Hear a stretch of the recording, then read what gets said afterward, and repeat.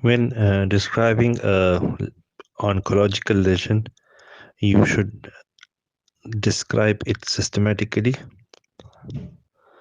I will start with the lesion, location, matrix, then discuss the outline of the lesion.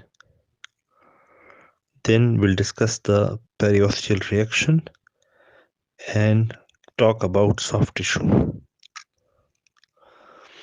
Regarding the lesion, which can be osteoid, chondroid, or fibrous. Regarding the outline, the zone of the transition is small, which means it's less aggressive, or a wide zone of transition, which means the tumor is likely progressive and malignant.